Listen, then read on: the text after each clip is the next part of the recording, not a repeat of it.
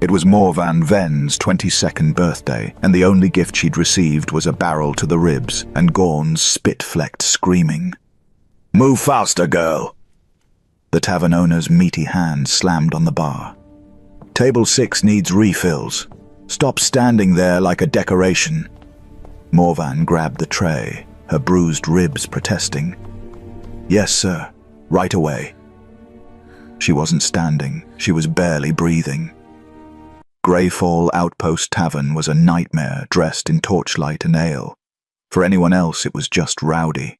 For Morvan, it was suffocation. Because Morvan Ven had a secret she'd spent her entire life hiding. She didn't just see people. She felt them. Every handshake was an invasion. Every brush of skin was a tidal wave of someone else's rage, lust, grief, greed. She'd always thought it was intuition, a talent for reading faces. But it wasn't reading. It was drowning. Tonight the tavern was packed with mercenaries fresh from the border wars. Their emotions crashed into her like fists. Violent pride, aching wounds, the sharp metallic taste of bloodlust. By midnight, her skull felt like cracked glass. Her hands shook. She was a ghost in her own body, invisible to everyone except when they needed something from her. She slipped into the storage alcove behind the bar, chest heaving, vision blurring. Her eyes landed on a bottle of ember wine tucked behind the cheap ale. The expensive kind. The kind that burned. "Happy birthday to me," she whispered, voice cracking. She didn't bother with a glass. She tipped the bottle back and drank. The fire scorched down her throat, and for the first time in hours, silence. The storm of emotions dulled to a distant hum. The weight lifted. She could finally breathe. She drank again and again. The world tilted pleasantly. The sharp edges softened. The voices quieted. She stumbled out from behind the bar, meaning to collapse in her tiny room upstairs. But something stopped her. A pull. Cold. Heavy. Gravitational. It dragged her attention toward the corner of the tavern. The dead zone. The place where the draft was too cold. Where even drunk warriors refused to sit. Except tonight, someone sat there. A massive figure cloaked in black wolf fur, motionless as a tombstone. The air around him was wrong, thick, suffocating, a pressure that made hardened killers avert their eyes and walk faster. But drunk Morvan didn't feel the fear. The ember wine had stripped her survival instincts bare. Instead, her cursed gift flared open, wider than it ever had before. She looked at the terrifying figure in the shadows, and she didn't see a man. She saw a wolf, not flesh and bone, but spirit. A towering black beast, scarred and shaking, curled into itself like a dying animal. Its massive head was pressed to the ground. Its eyes were shut tight. It was whimpering. It was the loneliest thing Morvan had ever seen. Tears blurred her vision. Her own loneliness, the years of isolation, of hiding, of being invisible, vibrated in her chest like a struck bell. She stumbled forward. The tavern fell silent. Boots stopped moving. Conversations died mid-sentence. Every eye turned to watch the stupid girl walking toward certain death. Morvan didn't notice. She walked right up to the table where the Alpha King sat. He looked up. Beneath the hood, two burning red eyes locked onto hers. A scar carved across his cheek like a claw had tried to split his face in half. A low growl rumbled from his chest, a sound that usually meant someone was about to die. Morvan didn't run. She reached out with one small, trembling hand and placed it directly on his scarred cheek. The moment her skin touched his, the world exploded.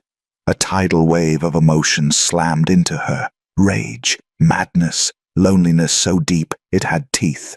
A howling storm that had no beginning and no end.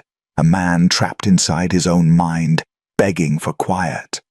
Morvan gasped, tears streaming down her face. "Why are you so sad?" she whispered, voice breaking. The king stopped breathing. The entire tavern stopped breathing.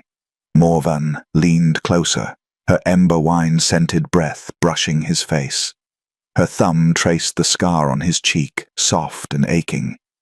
"You're not scary," she murmured, smiling through her tears. "You're just a sad little puppy." She tapped his scarred cheek lightly, affectionately. "Careful, puppy," she whispered. "Growl at me like that again, and you might start wagging your tail." Silence. Absolute, impossible silence. Caden Wolfscar inhaled sharply, like a drowning man breaking the surface. His eyes burned into hers, wide and wild. And then something inside him snapped. Not with violence, but with recognition, with need. His hand shot up and caught her wrist, not roughly, but desperately, like she was the only thing keeping him from falling off the edge of the world. He pulled her closer, his voice a low, shaking rumble against her ear. "Say it again." Morvan blinked, her drunk mind struggling to catch up. The entire tavern held its breath. She thought he wanted another flirt, another tease, so she leaned in, softer this time, almost tender. "Puppy." Caden Wolfscar exhaled like the word was a prayer. And that was the beginning of everything. For him, for her, for the entire northern kingdom. Morvan woke to the sound of wolves howling. Not distant, not outside the walls, inside her head. She jolted upright, immediately regretting it. Her skull felt like it had been split open and stuffed with broken glass. Her mouth tasted like ash and regret. "Oh, gods," she groaned, pressing her palms against her temples. "What did I—" The memories hit her like a fist. The tavern, the ember wine, the king, her hand on his face. "Puppy." "No. No, no, no, no." She scrambled out of bed, her thin blanket tangling around her legs. Her tiny attic room was barely large enough for a cot and a cracked wash basin, but right now it felt like a cage. She stumbled to the single grimy window and looked out, and her heart stopped. The entire outpost was surrounded. Black-armored soldiers on horseback formed a perfect ring around Greyfall Outpost. Their cloaks were wolf fur.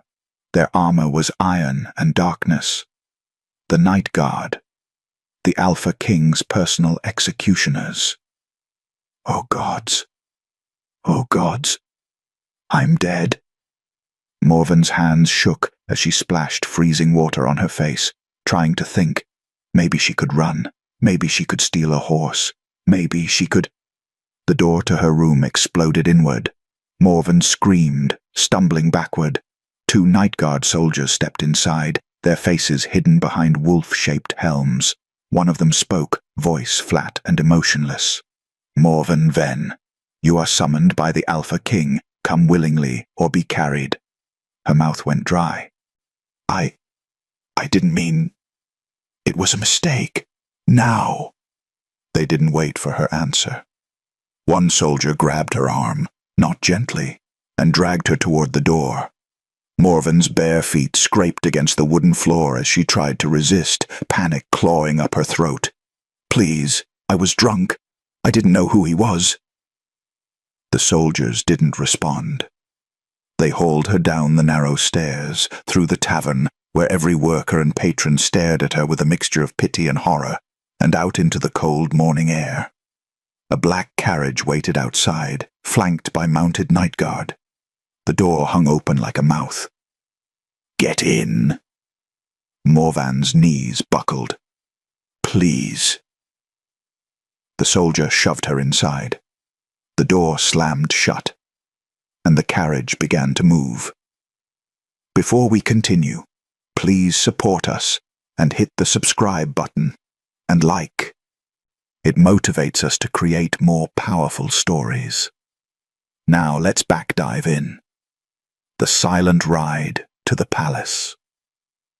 Morvan sat frozen on the leather bench, her hands clenched in her lap, her breath coming in short gasps.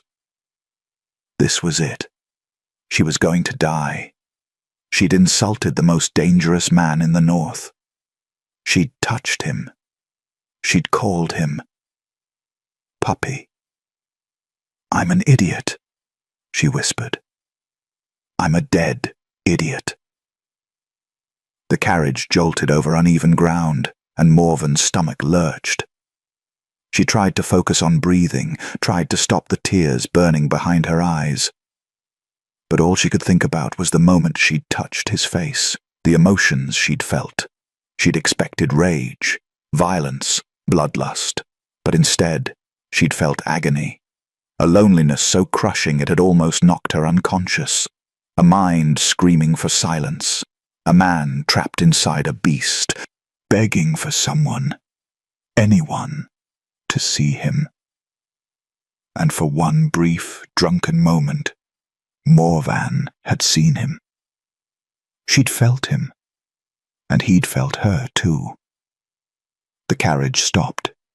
Morvan's heart hammered against her ribs. The door opened. Out! She stumbled into blinding sunlight. When her vision adjusted, she realized where she was. The palace. Blackstone Keep, a fortress carved from volcanic rock, crowned with iron spires and wolf banners. It loomed over the northern kingdom like a predator crouched to strike. And somewhere inside, the Alpha King was waiting. The great hall. They dragged her through corridors of black stone and cold torchlight. Morvan's bare feet slapped against freezing marble. Her thin nightdress was no protection against the icy air. Finally, they reached a massive set of doors carved with snarling wolves. The soldiers pushed them open, and Morvan was shoved inside. The great hall was enormous, vaulted ceilings disappearing into shadow, walls lined with weapons and wolf pelts.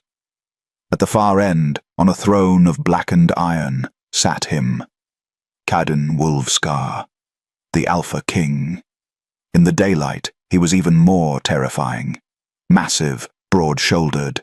His black hair was wild, his jaw sharp enough to cut stone.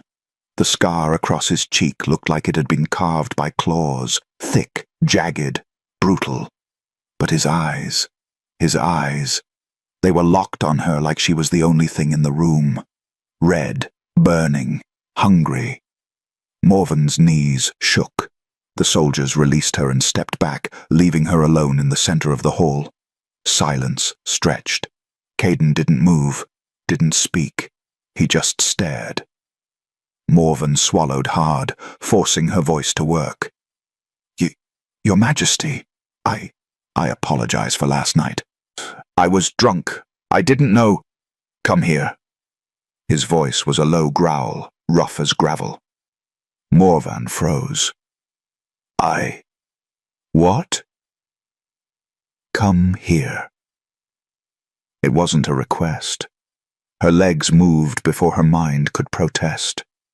She walked forward, each step echoing in the vast silence until she stood at the base of the throne. Caden leaned forward, elbows on his knees, eyes never leaving hers.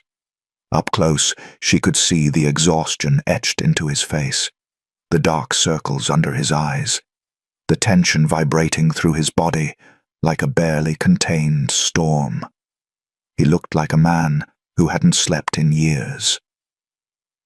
Do you know what you did? He asked quietly. Morvan's throat tightened. I insulted you. I touched you without permission. You made it stop. She blinked. What? Caden's hand shot out and grabbed her wrist, not violently, but firmly. He pulled her closer, until she stood between his knees, until she could feel the heat radiating off him. His eyes searched hers, desperate. The noise, he whispered. The madness. The voices that never stop. You touched me. and for the first time in 10 years. He stopped. His jaw clenched. His grip on her wrist tightened. It went quiet. Morvan's breath caught. She could feel it now, the storm raging inside him. Even without touching his skin, the proximity alone was enough. Her cursed gift flared open, and she felt him.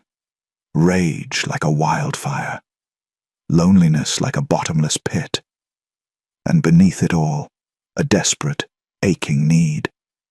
"I don't understand," she whispered. Caden's other hand rose slowly, trembling, and hovered near her face. He didn't touch her.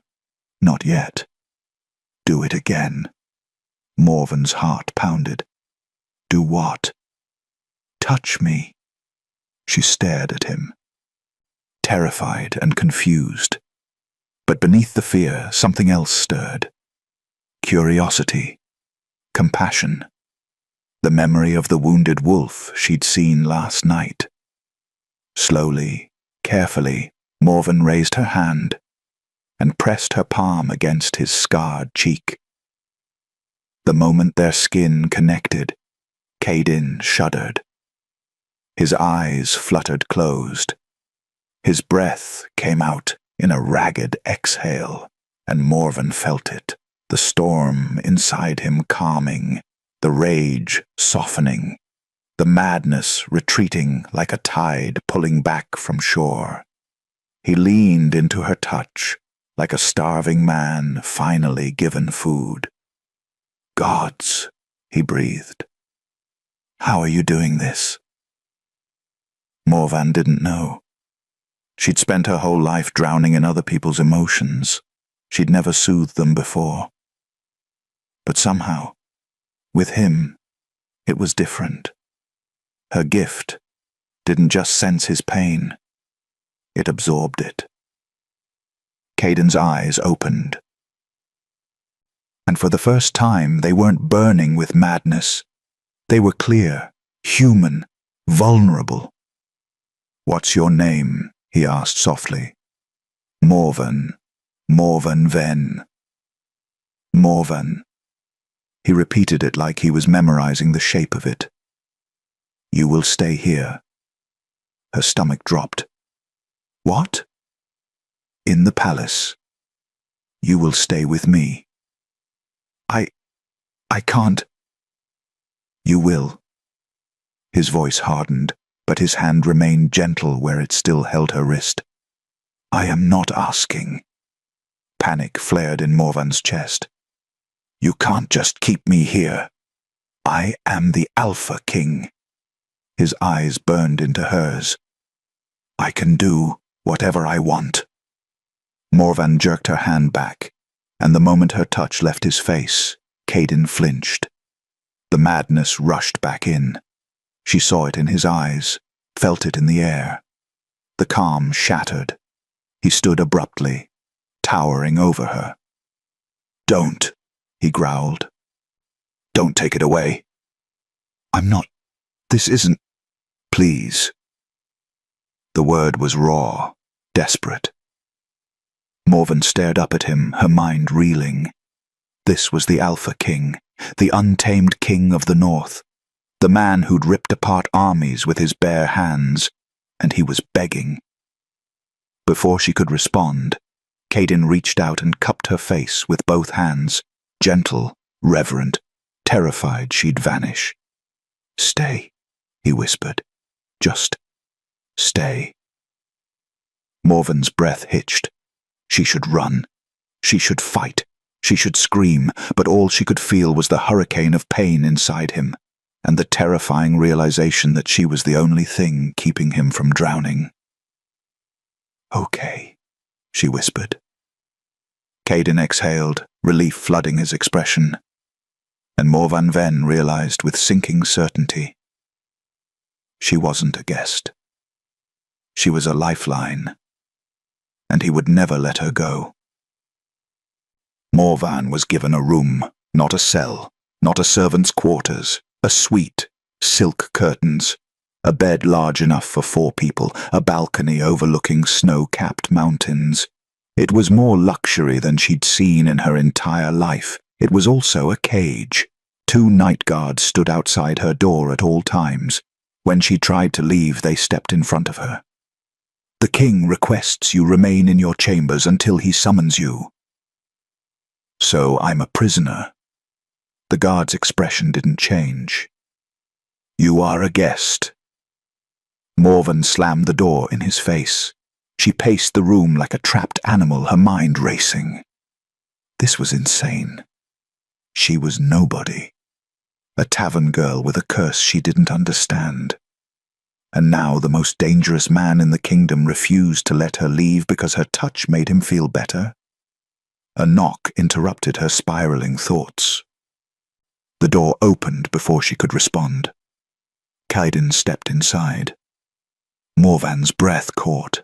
He'd changed from his throne room armor into simpler clothes, a black tunic, leather pants. But he was no less intimidating. He filled the doorway like a storm. "We need to talk," he said. "You think?" Morvan crossed her arms. "You can't just kidnap people because they make you feel good." "I didn't kidnap you. I offered you protection." "You didn't offer anything. You commanded." Kaiden's jaw tightened. He stepped inside and closed the door behind him. "Do you know what the Alpha Curse is?" Morvan blinked at the sudden shift. "I've heard stories." "Then you know it drives us mad." He moved closer, and Morvan fought the urge to step back. "Every Alpha King inherits it. The power to transform, to lead, to conquer. But the curse comes with it. Voices, rage, madness that grows worse every year." His hand rose to the scar on his cheek. "Most kings last 10 years before they lose themselves completely. I've lasted 12, barely." Morvan's anger faltered. "I don't understand what that has to do with me." "You silence it." His eyes locked on hers, intense. "When you touch me, the voices stop. The rage dulls. I can think again." "That's not possible. I don't have magic." "Then what are you?" Morvan's mouth opened, then closed. She didn't know. She'd never known. Kaiden took another step closer. They were inches apart now. "I have searched for years for something, anything that could quiet the madness. Healers, witches, potions, prayers. Nothing worked." His voice dropped to a rough whisper. "And then a drunk girl in a tavern touched my face and called me puppy." Despite everything, Morvan's cheeks flushed. "Don't apologize." His hand rose slowly, giving her time to pull away. When she didn't, he cupped her cheek, exactly as she'd done to him. The moment his skin touched hers, Morvan felt it, the storm inside him calming, the madness retreating, and something else, something warm and desperate and aching. "Please," Kaiden whispered.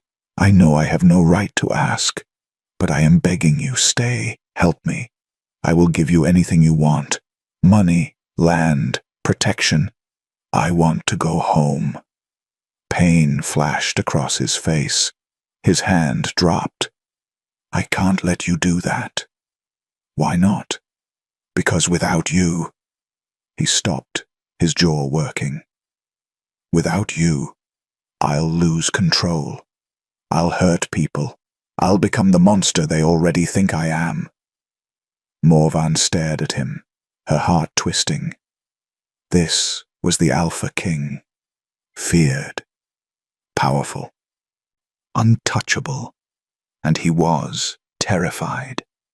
She thought about the wounded wolf she'd seen in the tavern, the loneliness crushing him from the inside.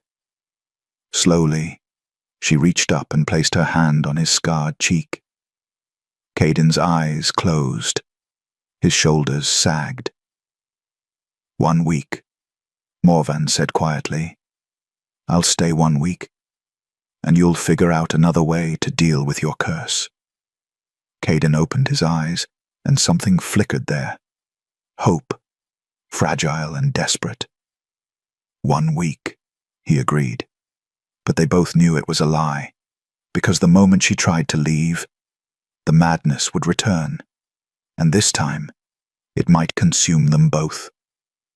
3 days passed in a strange, suffocating routine. Caden summoned her every few hours. She would sit with him while he handled court business, her hand in his, her presence quieting the storm. He never demanded more than her touch, never forced her closer than she allowed, but his eyes followed her constantly, like she was air, and he was drowning. The palace whispered. She tames him. She controls the beast. What kind of witch is she? Morvan heard the servants gossiping, saw the nobles watching her with suspicion and fear. She was an outsider wearing borrowed silk, sitting beside a king who couldn't let her go. And then came the invitation. You're taking me to a ball? Morvan stared at the dress laid out on her bed. Midnight blue silk with silver embroidery, far too beautiful for someone like her. Caden stood in her doorway, arms crossed. The Frost Moon Ball, it's tradition. I'm required to attend. So leave me here. No. Morvan spun to face him. I don't belong at a royal ball. I'm a tavern girl. They'll eat me alive. They won't touch you. His voice was granite. Not while you're under my protection. Why do you need me there? His jaw tightened. Because if you're not with me. He stopped, frustration flickering across his face. I can barely make it through an hour without your presence, before the madness returns. A ball lasts all night. Morvan's chest tightened. She wanted to argue, wanted to refuse. But she saw the truth in his eyes. He needed her. Fine, she whispered. But I'm not dancing. Caden's mouth curved, almost a smile. We'll see. The Wolves' Court. The ballroom was a cathedral of ice and darkness. Chandeliers dripped with crystals, nobles dressed in furs and jewels moved like predators in a beautiful, deadly dance, and every single eye turned when Morvan entered on Caden's arm. The whispers started immediately. That's her? The nobody who tamed him? She's using dark magic. She must be. Morvan's fingers tightened on Caden's arm. He glanced down at her, his expression softening slightly. Breathe, he murmured. You're safe. But she wasn't. She could feel it, the hostility rolling off the nobles in waves. Her gift screamed at her to run. A woman approached, gliding through the crowd like a viper in silk. She was beautiful. Sharp cheekbones, dark hair, cruel eyes. Lady Mirael, Caden's chief advisor. Your Majesty. Mirael curtsied elegantly, her gaze sliding to Morvan with thinly veiled contempt. And this must be your companion. Morvan Ven, Caden said flatly. Treat her with respect. Mirael's smile was poison. Of course. How charming that you found someone to keep you company. The insult was barely hidden. Morvan felt Caden's arm tense beneath her hand. Before the situation could escalate, music swelled through the hall. Caden turned to Morvan. Dance with me. I told you. I'm asking, not commanding. His red eyes held hers. Please. Morvan's resolve crumbled. She nodded. He led her onto the floor, one hand settling on her waist, the other clasping hers. The moment they touched, she felt it, the madness quieting, his breathing evening out. They moved together, and despite her protests, Morvan found herself relaxing. Caden was surprisingly graceful for someone so large. "You're good at this," she murmured. "Kings are trained in useless skills." His thumb brushed her waist, gentle. "But this doesn't feel useless." Morvan looked up at him, and something shifted. For the first time, she didn't see the Alpha King. She saw Caden, just Caden, lonely, burdened, trying so hard not to break. Without thinking, she leaned closer and whispered, "It's okay, puppy. I've got you." Caden's breath hitched.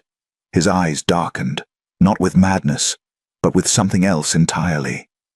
Around them, the nobles gasped. Mirael watched from the shadows, her expression calculating. And when the servants brought the royal toast, she smiled. Her hand moved swiftly, unseen, dropping silver powder into Caden's goblet. Moonrot, the poison that would shatter everything. The toast was called. Crystal goblets were raised throughout the ballroom, catching the light like frozen stars. Caden reached for his drink, and Morvan felt a strange prickle of unease crawl up her spine. Something was wrong. But before she could place it, Caden had already lifted the goblet to his lips. "To the Alpha King," Mirael's voice rang out, smooth as silk. "May his reign be enduring." Caden drank. For a moment, nothing happened. Then his hand trembled. The goblet slipped from his fingers and shattered on the marble floor. "Caden!" Morvan touched his arm, and ice shot through her veins. His emotions, they were twisting, warping. The calm she'd given him was shredding apart like paper in a storm. Caden staggered back, his breathing ragged. His eyes flickered, red to black to red again. "Caden, what's wrong?" He looked at her, and there was no recognition in his eyes, only terror and rage. "You," he snarled, his voice distorting into something inhuman. "You did this." Morvan's blood turned to ice. "No, I didn't." His claws burst through his fingertips. The guests screamed and scattered. Nightguard rushed forward, but Caden's roar stopped them cold. "Stay back!" His body convulsed, muscles bulging beneath his skin. "Get away from me!" But he was staring at Morvan. She could feel it now, the poison working through his mind like acid. Moonrot. She'd heard stories. It didn't just cause hallucinations. It turned your greatest comfort into your greatest fear. "Caden, it's me. It's Morvan." She stepped closer, hands raised. "Let me help you." "Liar!" He lunged. Morvan barely had time to gasp before he had her by the throat, lifting her off the ground, his claws pressed against her skin, not quite breaking it, but close. So close. "You poisoned me," he growled, his face inches from hers. "You were sent to destroy me, all of it, the touch, the comfort. It was a lie." "No," Morvan choked out, tears streaming down her face. "Caden, please!" She pressed her hand against his face, desperate to reach him. For one heartbreaking second, clarity flickered in his eyes. "Morvan," he whispered, confused, terrified. "I can't. I don't." Then the moonrot surged again. His grip tightened. Morvan saw her death in his eyes. "Restrain the king," a nightguard captain shouted. 6 soldiers rushed forward with chains forged to hold transformed alphas. They tackled Caden from behind, dragging him away from Morvan. She collapsed to the floor, gasping, her throat bruised. Caden fought like a demon, roaring and thrashing. It took 8 men to hold him down. Black veins crawled up his neck. Foam flecked his lips. "No, don't hurt him." Morvan tried to crawl toward him. A hand caught her arm. Miriel, her expression perfectly crafted into concern. "My dear, you're not safe near him. Can't you see? The king has finally succumbed to the madness." "He was poisoned," Morvan spat. Miriel's eyes glittered. "Was he? Or has your presence simply accelerated his decline?" The accusation hung in the air. Around them, nobles whispered, pointed. "She did this. The outsider. The witch. I didn't—" "Morvan." Caden's voice ripped through the chaos. Even restrained, even poisoned, his eyes found hers. "Run, please. I can't. I don't know how long." His body convulsed again. His eyes bled to full black, and the last thread of his control snapped. "Remove her from the palace." Caden's voice was barely human now. "Banish her. Send her away before I—" He couldn't finish. Another roar tore from his throat. "You heard the king's command," Miriel said smoothly. "Take her away." "For her own protection." "No, wait." Morvan struggled as guards grabbed her arms. "Caden, I can help you. I can fix this." But he wasn't looking at her anymore. His eyes were wild, unfocused, lost. The guards dragged her backward toward the ballroom doors. "Caden!" Morvan screamed his name, her voice breaking. "Please, don't do this." But he was already gone, lost in the poison, lost in the madness. And the only person who could save him was being thrown out of the palace. The last thing Morvan saw before the doors slammed shut was Caden collapsing to his knees, chains wrapped around his body, his mouth open in a silent howl of agony. Then she was pulled into the cold night air. A horse was brought, her few belongings thrown into a bag. "Go," the guard captain said, not unkindly. "Before he breaks free, if he finds you again in this state, he'll kill you." "He needs me. He banished you. Don't make this harder." Morvan looked back at the palace, at the place where the broken king was losing himself completely. And she realized the horrible truth. Without her, Caden would fall. But if she stayed, he would destroy her. So she turned her horse toward the mountains and fled into the darkness. Alone. Morvan rode until her horse collapsed from exhaustion. Then she walked. The northern mountains were merciless, jagged peaks, biting wind, snow that cut like glass. She had no food, no proper clothing. Just the ball gown she'd worn and a cloak someone had thrown at her. She should have died that first night. But something kept her moving, the memory of Caden's face. The way he'd looked at her before the poison took him. "I can't lose control. Please, run." He'd banished her to save her, and now he was suffering alone. On the third day, Morvan stumbled into a hidden valley. Smoke rose from a cluster of stone cottages built into the mountainside. She collapsed at the entrance, her vision blurring. When she woke, she was inside.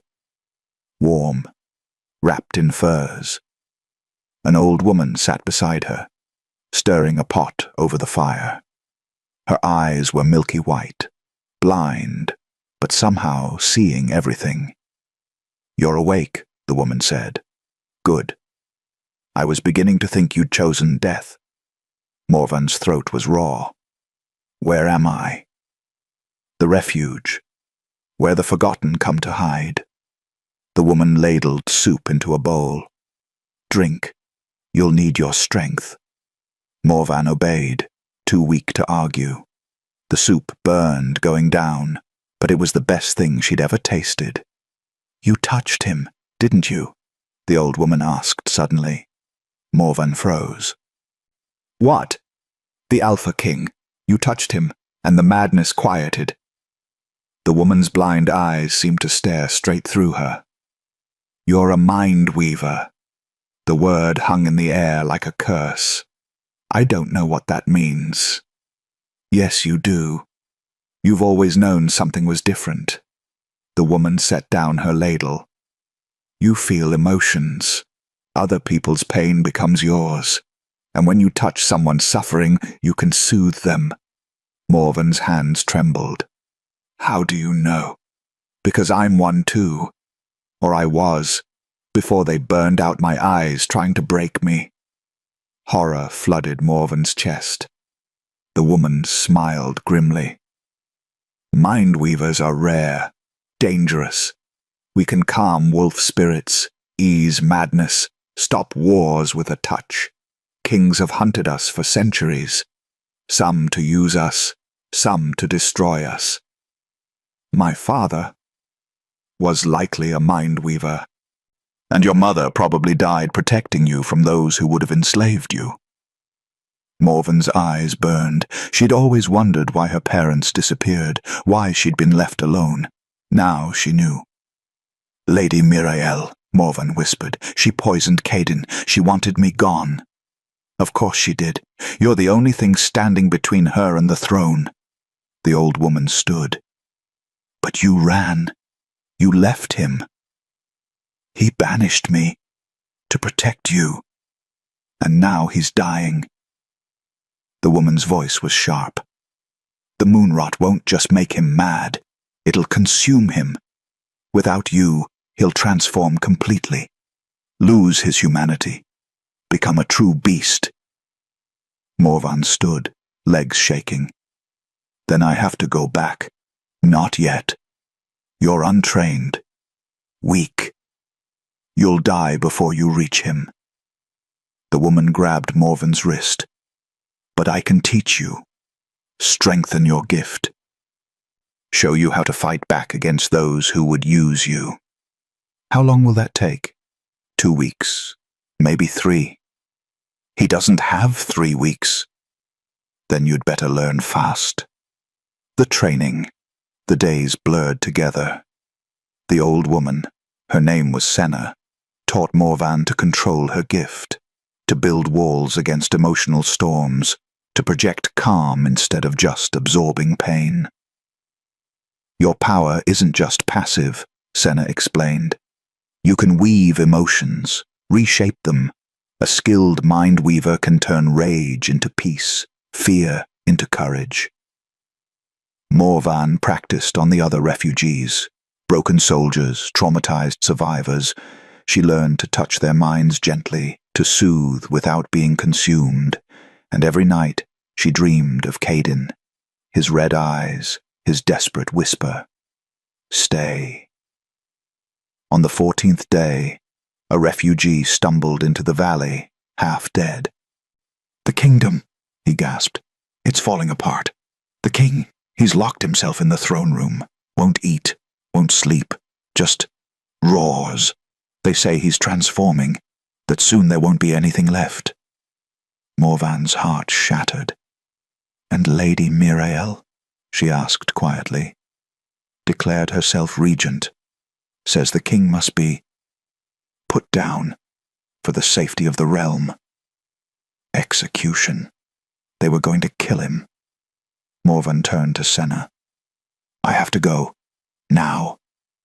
The old woman nodded. "Then go. Save your king. He's not. He's yours. And you're his. Now stop wasting time." Morvan gathered her cloak, her resolve hardening into steel. She was done running. Morvan returned to a kingdom on the brink of collapse. The outposts were abandoned, villages burned. Refugees fled south in desperate caravans, their faces hollow with fear. "The king has gone feral," they whispered. "He killed 6 guards who tried to feed him. He howls every night. The beast has finally won." Morvan's chest ached with every story. She moved through the chaos like a ghost, gathering information, and what she learned made her blood run cold. Lady Mirael had convinced the northern clans that Caden was too dangerous to live. A public execution was scheduled in 3 days, framed as mercy, as saving the kingdom from a mad tyrant. But Morven saw the truth. Mirael wanted the crown, and she'd used Morven to get it. She knew what I was. She poisoned him the moment she realized I could save him.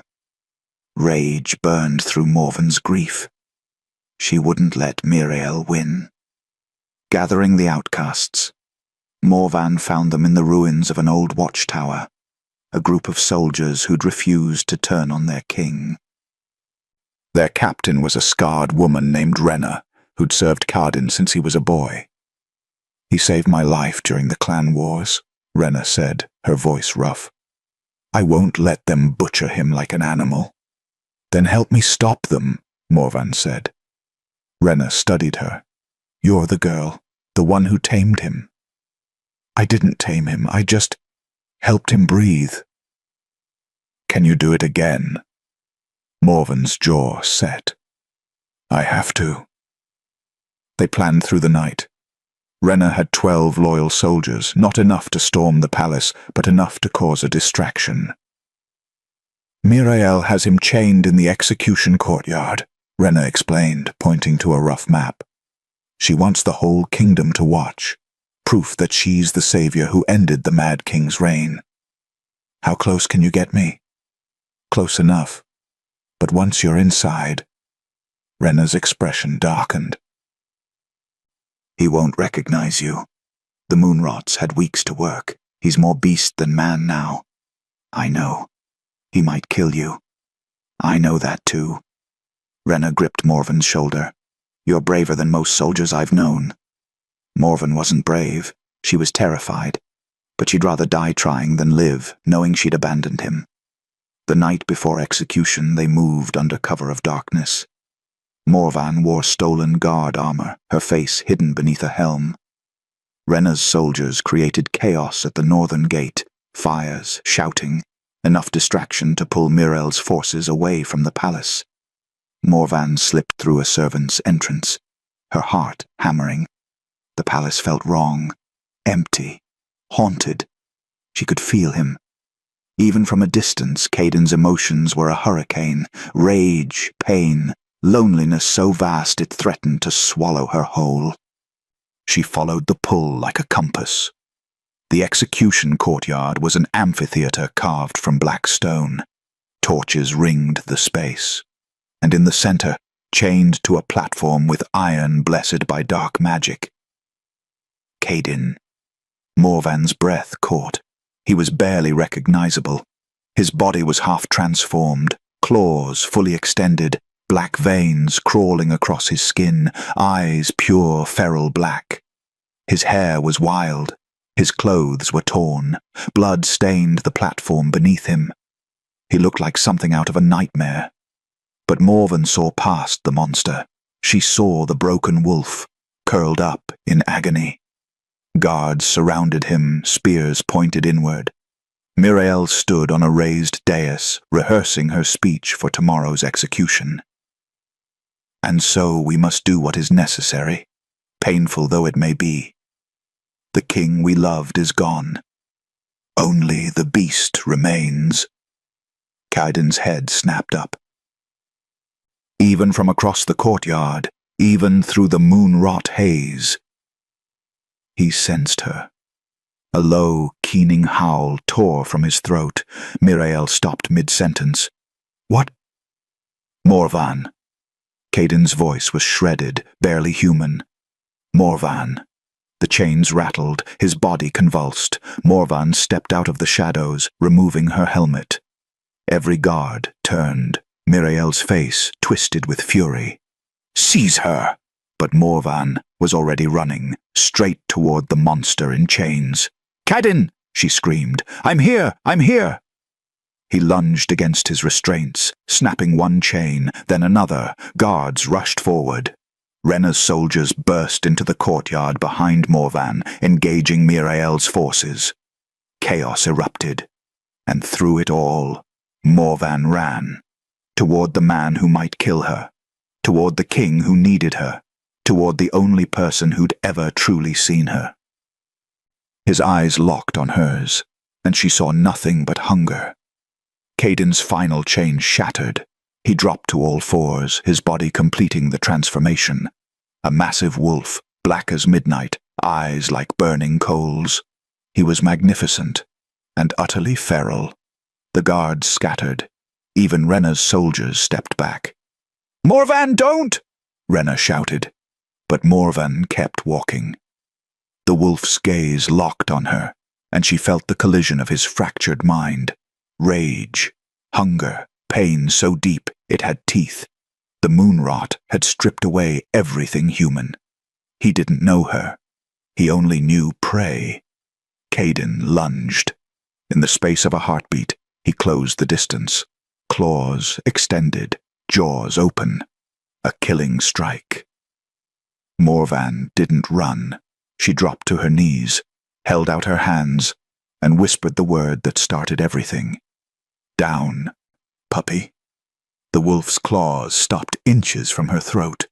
His entire body trembled, suspended between killing and recognition. Morvan slowly raised her hand and pressed her palm against his massive muzzle, right where the scar would be in his human form. The moment their skin touched, everything exploded. She didn't just feel his emotions this time. She entered his mind. Inside the madness, Morvan stood in a wasteland of black thorns and red lightning. This was Caden's consciousness, a battlefield where the man and the beast fought for control. And the beast was winning. She saw him, the real Caden, barely visible beneath layers of corruption. He was on his knees, drowning in shadow, his eyes hollow with despair. "Caden!" Morvan ran toward him. He looked up, but didn't recognize her. "You're not real. Nothing is real. It's all poison. I'm real." She fell to her knees beside him. "I'm here. I came back." "I told you to run." His voice cracked. "I told you to leave me. I don't listen very well." Despite everything, he almost smiled. Then the shadows surged, wrapping around him like chains. His scream tore through her. Morvan grabbed his face with both hands. "Listen to me. You are not the madness. You are not the curse. You are Caden Wolfscar, and you are mine. I tried to kill you. You saved me. You sent me away because you couldn't bear to hurt me." Tears streamed down her face. "That's not madness. That's love." Caden's eyes widened. "I don't know what this thing between us is," Morvan continued. "I don't know if it's fate or chance or desperation. But I know that when I touch you, I don't feel like I'm drowning anymore. I feel like I can finally breathe." Her mind-weaver gift flared, not to soothe, but to weave. She gathered his scattered pieces, his broken memories, his buried humanity, and she stitched them back together. "Come back to me, puppy," she whispered. "Please." The shadows screamed and shattered. The transformation. Back in the courtyard, the massive wolf collapsed, his body convulsed, shrinking, bones cracking and reforming. The black fur receded, and Caden, human Caden, fell forward into Morvan's arms. She caught him, cradling his head against her chest. His skin was burning hot, his breathing ragged. But his eyes were clear, red, burning. His "Morvan." His voice was hoarse, confused. "How? Shh, I've got you." His arms wrapped around her waist, holding her like she was the only solid thing in the universe. "I thought I'd lost you," he whispered into her hair. "I thought I'd killed you. You couldn't. You sent me away instead." She pulled back just enough to see his face. "Even poisoned, even lost. You protected me." Caden's hand rose to cup her cheek, trembling. "I need you. Gods help me. I need you. I know. I need you too. His forehead pressed against hers. I don't deserve. Stop. Morven's voice was firm. We're done with that. We save each other. That's how this works. Around them, the battle had stopped. Renna's soldiers had Mirael surrounded. Execute her, Caden growled without looking away from Morvan. She poisoned her king. The penalty is death. Mirael screamed as she was dragged away, but Caden didn't care. He was too busy memorizing the face of the woman who'd walked into hell to bring him home. Say it again, he whispered. Morven smiled through her tears. Puppy. Caden exhaled like he'd been holding his breath for years, and kissed her. The kingdom didn't heal overnight, but it began. Lady Mirael was executed at dawn, not by Caden's hand, but by the clans she'd tried to manipulate. They'd learned the truth about the moonrot, about her ambitions. The Northern Lords didn't tolerate traitors. Caden reclaimed his throne, but he was different now, calmer, grounded, still dangerous when provoked, but no longer teetering on the edge of madness, because Morvan stayed. 3 months later, Morven stood on the balcony of the royal chambers, watching snow fall over the mountains. She wore a gown of deep crimson, the color of the queen consort, though no official ceremony had happened yet. She wasn't sure one ever would. She and Caden existed in a space beyond titles, beyond politics. They simply were. Arms wrapped around her waist from behind. Caden's chin rested on her shoulder, his breath warm against her neck. You're thinking too loud, he murmured. Morvan smiled. How can you tell? Because I can feel you. His hold tightened slightly. Always. It was true. The bond between them had deepened. She didn't just soothe his madness anymore. She could sense his moods, his needs, his heart. And he could feel hers. It should have been terrifying. Instead, it felt like coming home. The northern clans sent another petition, Caden said. They want you officially crowned. I'm a tavern girl who called you puppy. You're a mind weaver who saved my life, who saved the kingdom. He turned her to face him. You're already a queen in everything but name. Morven traced the scar on his cheek, the one that had started everything. What if I'm not ready? Then we'll figure it out together. His eyes softened. I'm not asking you to be perfect, Morvan. I'm asking you to stay. I'm not going anywhere. Promise? She stood on her toes and kissed him softly. Promise, puppy. Caden's low growl was half warning, half laughter. You're going to use that against me forever, aren't you? Absolutely. He kissed her again, deeper this time. Not desperate like those first weeks, but certain, devoted. When they finally pulled apart, Morvan rested her forehead against his chest, listening to his heartbeat. I never thanked you, she whispered. For what? For seeing me, really seeing me. She looked up at him. I spent my whole life drowning in other people's emotions, feeling like I was too much, too broken, too strange, but you... Her voice caught. You never made me feel like my gift was a curse. Caden's hand cupped her face gently. Because it's not. You saved me, Morven. Not just from the madness, from loneliness, from becoming the monster everyone feared. His thumb traced her cheekbone. You gave me quiet. You gave me peace. You gave me a place to belong. Then we're even. Morvan laughed, the sound bright and free. The coronation, The ceremony happened on the first day of spring. The great hall was packed with northern lords, clan leaders, and common folk who'd travelled for days to witness history. The girl who'd tamed the Alpha King. Morvan wore a gown of silver and white, her hair woven with winter flowers. She looked ethereal, untouchable, but when Caden placed the crown on her head, a circlet of iron and moonstone, his hands trembled slightly. "You're sure?"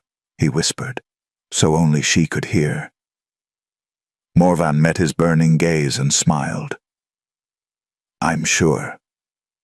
The hall erupted in cheers, but all Morvan heard was Caden's exhale of relief. That night they escaped the celebrations early, retreating to the royal chambers. Caden poured wine with shaking hands, nervous in a way he hadn't been even during battle. "You're my queen now," he said quietly. "Officially. Does that change anything?" "No. Yes." He set down the goblet. "Everything." He crossed to her, dropping to one knee. Morvan's breath caught. "I'm not good with words," Caden said, looking up at her. "I'm better with violence than poetry. But you," his voice roughened, "you took a broken, mad king and made him want to be better, made him believe he could be." He took her hands in his. "I will burn kingdoms for you. I will tear apart anyone who threatens you. I will spend every day of my life making sure you never regret choosing me." Tears spilled down Morvan's cheeks. "Caden." "Say it again," he whispered. "Please." She knelt with him, cupping his scarred face in both hands. "Down, puppy," she murmured. "You're mine, and I'm yours, forever." Caden kissed her like she was air and he was drowning. And in that moment, the merchant's daughter and the mad king became, simply, two broken people who'd found each other in the darkness and chosen to stay. Epilogue. The stories would call it legend. The flirt who tamed the beast. The king who knelt for one girl. The word puppy that changed the fate of the North. But Morvan and Caden knew the truth. She hadn't tamed him. She'd just loved him enough to help him tame himself.